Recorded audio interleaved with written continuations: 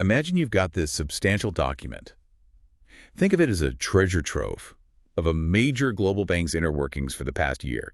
It's dense, full of numbers and corporate language, and you need to quickly understand what really matters. That's our mission today. We're taking a deep dive straight into that document, specifically excerpts from Citibank's 2024 Form 10K annual report. This is where they pull back the curtain, showing how different parts of the business performed, their financial health, and crucially, what they're focused on moving forward. Exactly. And the goal here is to cut through all that and give you the key insights from this specific document. We want to understand the core business performance, the financial drivers behind it, how they're thinking about returning value to shareholders based on their position, and, what the big picture looks like from their perspective. Okay, let's unpack this then. Yeah. Starting with what the report identifies as the firm's absolute top priority right now. Yep. So the source doesn't pull any punches. It states, Citi's #1 priority is its transformation. That sounds incredibly important and, well, complex. What exactly does the report tell us this transformation involves? Well, it is presented as a monumental effort. The report describes it as going well beyond just addressing the issues raised in the 2020 consent orders. Yeah. It's about tackling decades of underinvestment, fundamentally strengthening their foundations, and preparing the firm for a future that is increasingly digital first. Okay. Key initiatives highlighted include enhancing and automating controls across the firm, digitizing processes, streamlining their tech platforms, and significantly strengthening risk management capabilities. It's a big undertaking. Right. But the report also notes that progress wasn't entirely on the planned timeline. There were specific regulatory enforcement actions in July mentioned. Where did the report indicate they didn't make sufficient headway? That's right. The document is quite specific there.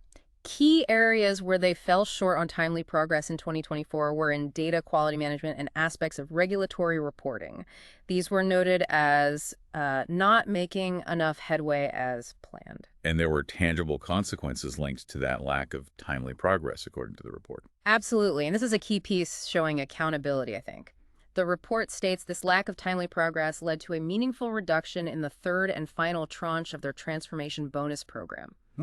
This program was specifically designed to incentivize collective accountability across the firm for improving risk management, controls, and culture.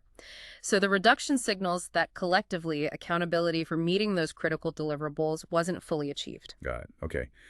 Beyond the transformation, how does the report describe their overall vision and how the firm is structured to achieve it? Their stated vision is quite clear: to be the preeminent banking partner for institutions with cross-border needs, a global leader in wealth management, and a valued personal bank in the U.S. To support this, they've structured the firm around 5 core interconnected businesses: services, markets, banking, wealth, and U.S. personal banking, or USPB. Okay.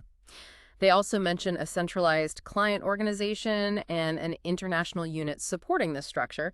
And attracting and retaining talent is also highlighted as a key focus to enhance competitive strength. Now let's look at how those core businesses actually performed in 2024, according to the report.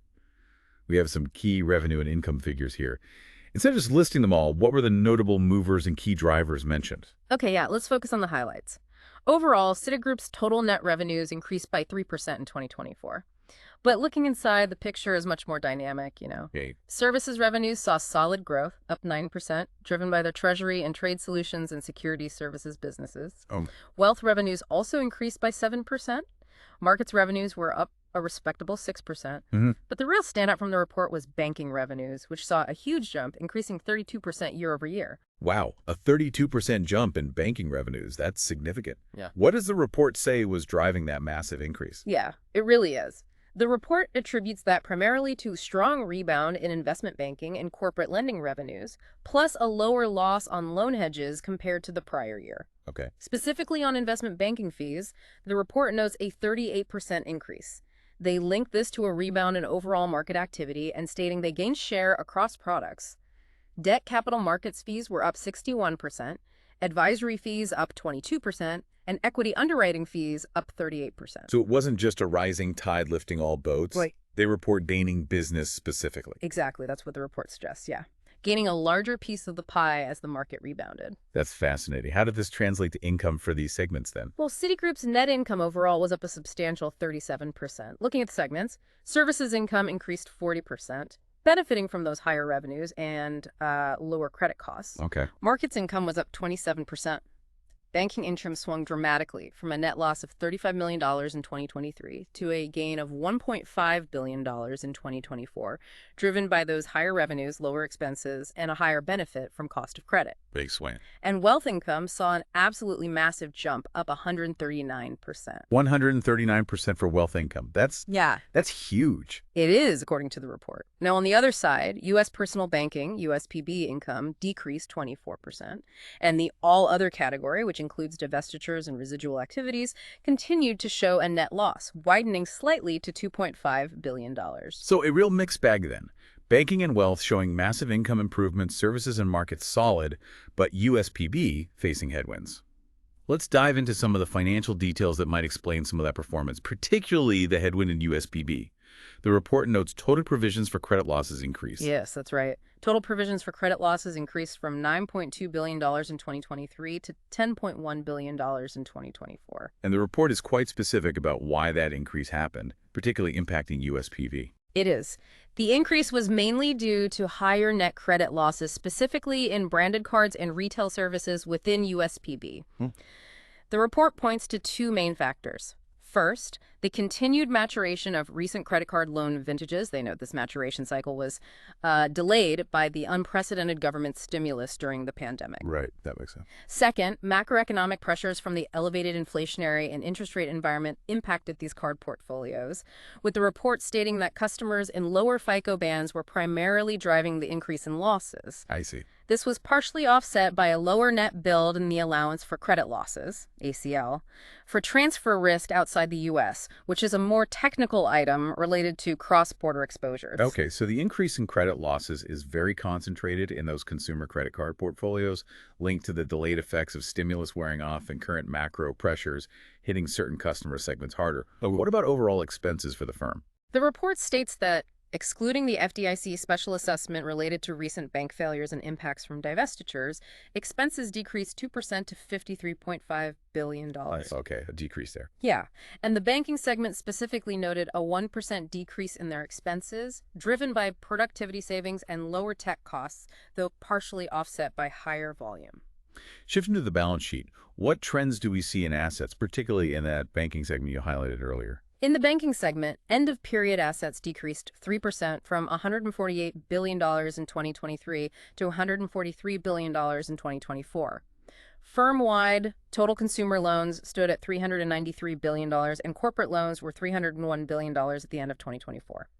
Deposits are noted as a primary funding source, and the services segment saw average deposits increase in the fourth quarter of 2024 compared to the prior year quarter. The report also details non-accrual loans, which gives us a sense of credit quality beyond just the provisions. Right. Total non-accrual loans actually decreased overall from $3.2 billion at the end of 2023 to $2.7 billion at the end of 2024. Oh, interesting. Yeah. Corporate non-accrual loans saw a notable decrease from $1.9 billion down to $1.4 billion, while consumer non-accrual loans remained relatively stable at $1.3 billion. The report does clarify, though, that credit card loans, due to industry conventions, generally aren't included in non-accrual disclosures as they accrue interest until they are charged off. Okay. Good distinction. And capital levels, this is a critical area, especially with ongoing regulatory discussions.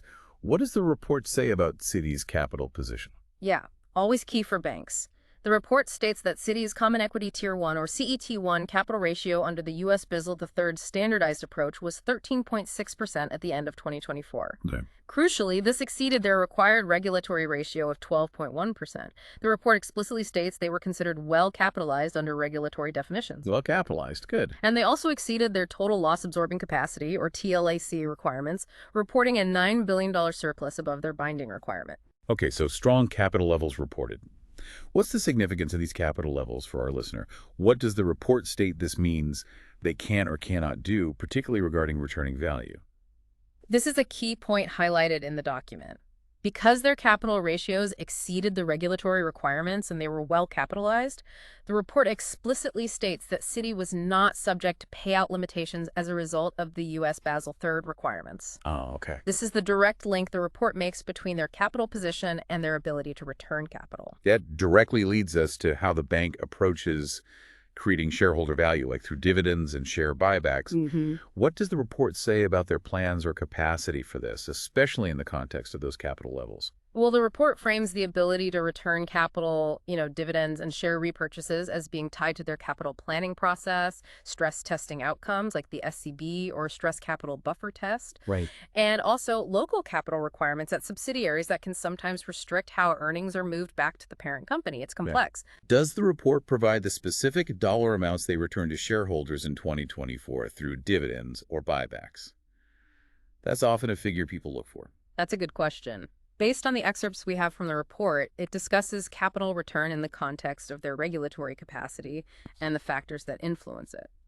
Things like stress test results or potential adverse regulatory changes in the future that could impact their ability to return capital. Okay. However, these specific excerpts do not provide the actual dollar amounts for dividends paid or share buybacks executed in 2024. The focus in this part of the document, as presented to us, is really on the regulatory framework and their capacity based on their reported capital strength. So the key takeaway from this section, based on this document, is that their regulatory capital strength positioned them to potentially return capital without facing payout limitations from Basel III.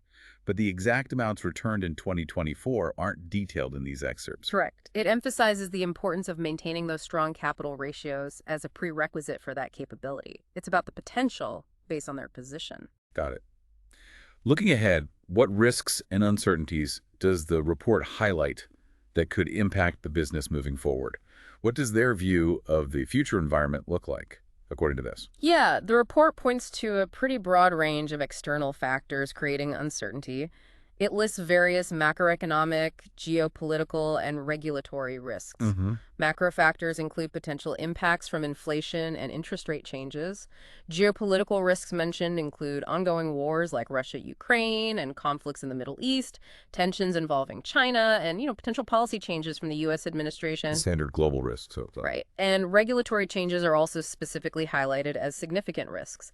This includes potential revisions to the U.S. Basel III rules, often referred to as the Basel III Endgame proposal, and generally increased regulatory expectations and scrutiny. Right, that's been in the news. Exactly. These regulatory changes, they note, could increase required capital levels and consequently impact their ability to return capital. Climate risk is also mentioned as an overarching driver of other risks, like credit, strategic, reputational, and operational risk. And cyber risk is also called out as a growing concern, which makes sense given the digital focus we talked about earlier. Yes, absolutely. The report discusses the increased exposure to cyber attacks, noting that these can originate through third parties or leverage the firm's interconnectedness with global financial infrastructure. They also note that geopolitical events can heighten the risk of attacks from nation-state actors and hacktivism. A lot to watch out for. And the ongoing transformation effort we discussed at the start, is that still framed as a key focus and potential challenge looking forward? Absolutely. The report is clear that while progress was made, not all deliverables were met on time in 2024. It explicitly reiterates that the transformation remains the firm's #1 priority going into the future. Still number one. Still #1. The consent orders continue to drive required improvements in risk management, compliance, data quality, and internal controls, signaling this is an ongoing and significant area of focus and, frankly, operational challenge. Are there any specific forward-looking statements about future business performance included in the excerpts we have? Any guidance? There is one specific forward-looking statement provided related to the market's businesses. The report explicitly states that Citi expects that revenues in its markets businesses will reflect the overall market environment during 2025. So pretty tied to the market direction there. Okay, fairly general statement then. What stands out to you from this look ahead section? What's the main takeaway for our listener trying to understand Citi's future path from this document? What's most striking here, I think, is the very clear and direct connection the report makes between these significant external factors, the complex macro environment, geopolitical instability, the intense regulatory landscape, and their primary internal priorities, especially that transformation. It underscores that their strategy and the success of their ongoing transformation are heavily influenced by and must constantly adapt to these powerful external forces, all while executing on fundamental internal foundational work. It's a complex balancing act. It really sounds like it. So we've taken a deep dive into Citibank's 2024 performance and outlook.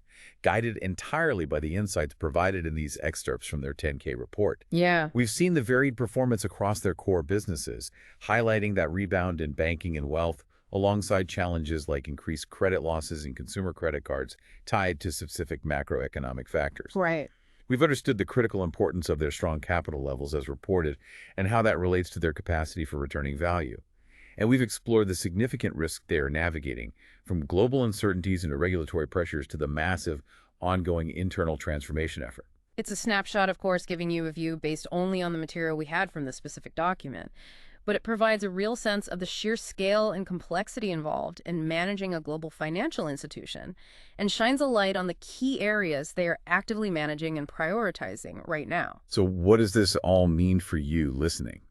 It illustrates how a major bank is grappling with a truly challenging global environment, dealing with economic pressures that directly impact consumer credit, geopolitical instability that injects uncertainty and risk into markets, intense and evolving regulatory demands that shape their priorities and capabilities, and a multi-year foundational internal effort to modernize and strengthen itself from the ground up. Which leads to an important question for you to consider, maybe mull over. Yeah. How might these specific challenges and strategic priorities we've discussed, like the ongoing transformation progress, or perhaps the continued impact of macroeconomic pressures on credit quality, potentially play out or show up in broader financial market trends, or even, in your own banking interactions as we move forward?